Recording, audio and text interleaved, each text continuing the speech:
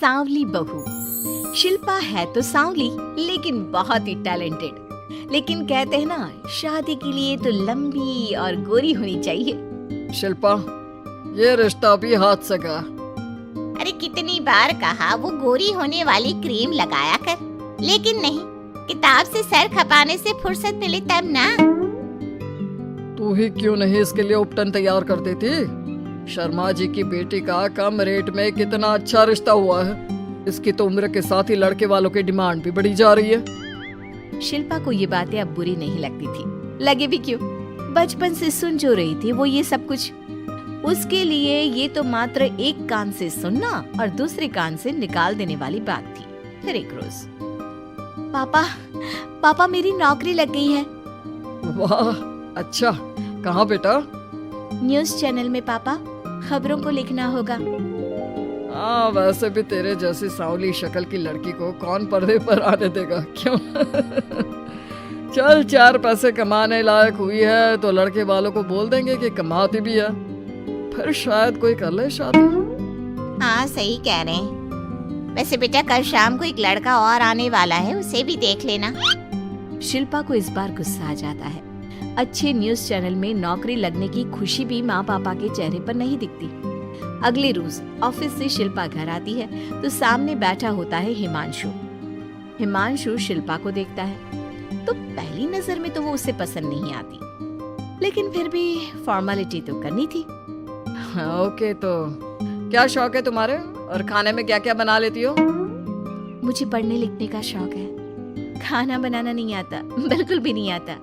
पर फिर भी क्योंकि ये रिवाज है कि बहू को खाना बनाना होता है तो थोड़ा बहुत बना लूंगी, लेकिन उतना ही वक्त किचन को दे पाऊंगी जितने में मेरा काम, मेरी नौकरी सफर ना हो। बाकी भूख तो तुमको भी लगती होगी, तो खाना बनाने की जिम्मेदारी दोनों की ही होगी, है ना? शिल्पा बोले जा रही थी। अब तक जिन लड़कियों से हिमांशु मिला था, शिल्पा उन सब से अलग थी। वो ऐसी ही तो लड़की चाहता था। शिल्पा से बात करने के बाद, ठीक है, फिर शादी 2 महीने बाद करेंगे। वो क्या है ना, खाना बनाना भी तो सीखना होगा ना। मुझे मंजूर है। शिल्पा को भी हिमांशु अच्छा लगने लगता है। दोनों की शादी हो जाती है, लेकिन शादी के बाद से ही हिमांशु का परिवार शिल्पा के रंग को लेकर कई बातें बनाता।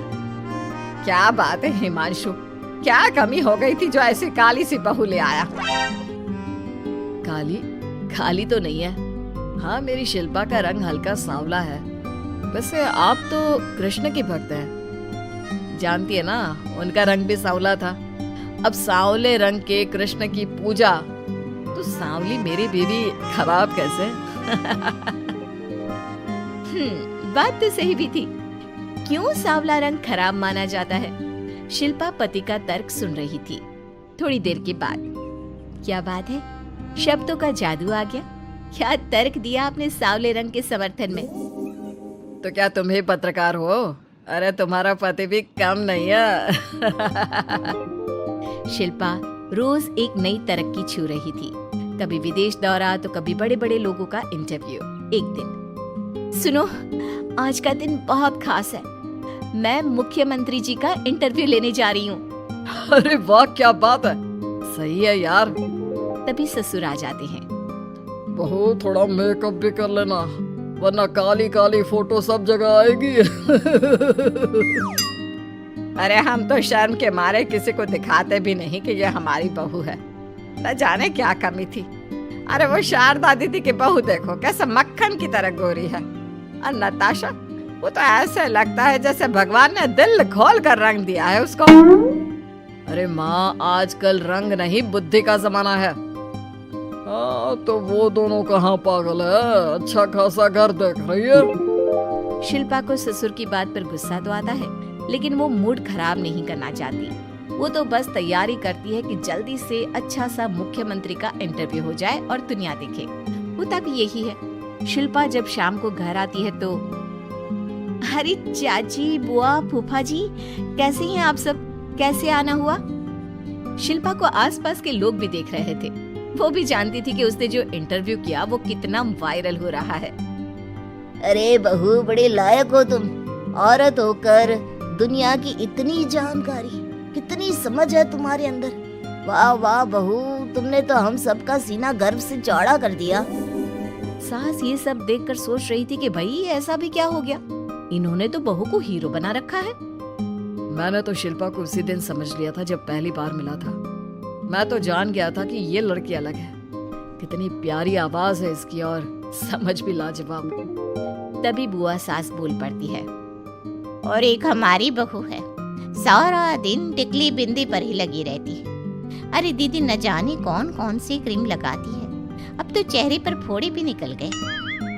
कितनी बार कहा कुछ पढ़ाई आगे करके दुनिया में नाम कमाओ, लेकिन नहीं, बस सारा दिन शीशे के सामने खड़ी रहेगी। कोई बात नहीं फूफा जी, वो भी किसी की पसंद हो सकती है। हम लोगों का क्या, एक काम अच्छा कर दिया तो पूछ लिए गए, नहीं तो जमाना तो गोरी सूरत की ही तारीफ करता है। क्यों माँ जी? हाँ हाँ, वो क्या है ना, मैं जरा पानी लेकर आती हूँ, तू बैठ बहू। हाँ हाँ बहू, तू तो बैठ। वो क्या है ना, आज तो तुझसे बहुत सारी बातें करनी है। ये बता, कैसे दिखते हैं मुख्यमंत्री जी सामने से? जैसे टीवी में दिखते हैं वैसे ही दिखते हैं क्या?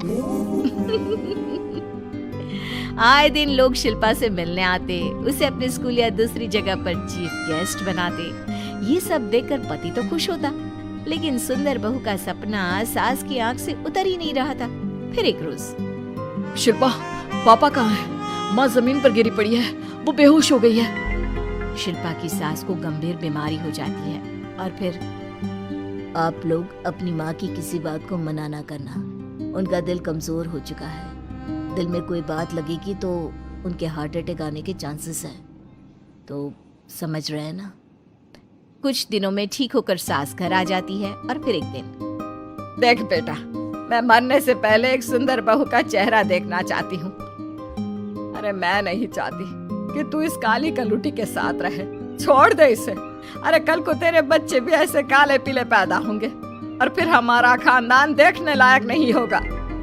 शिल्पा सुन रही थी, वो परेशान हो रही थी। वो सोचती है कि एक बार वो अपने पति से बात करके देखेगी। सुनिए ना, मुझे आपसे बात करनी है।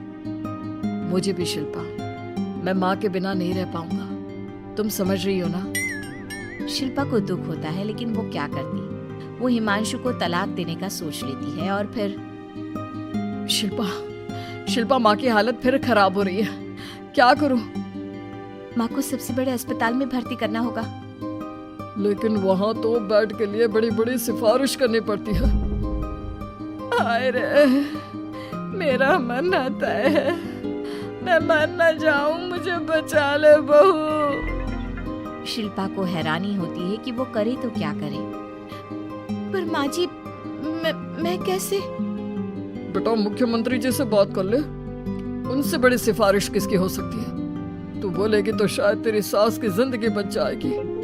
शिल्पा सिफारिश से सास को बड़े अस्पताल में भर्ती करवा देती है, जहां लंबे समय बाद सास ठीक होती है।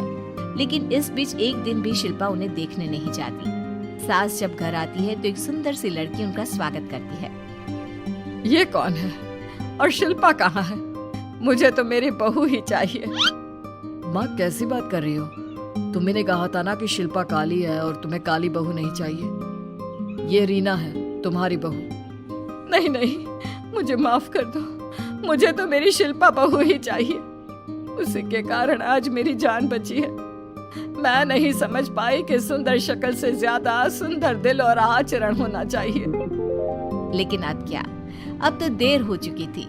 हिमांशु भी जानता था कि आत्मसम्मान वाली शिल्पा अब उसकी जिंदगी में वापस नहीं आएगी। अब तो शिल्पा को वे लोग बड़े बड़े चैनल की स्क्रीन पर देखते और अफसोस करते। शिल्पा चाहती तो कभी तुम्हारे लिए सिफारिश नहीं करती।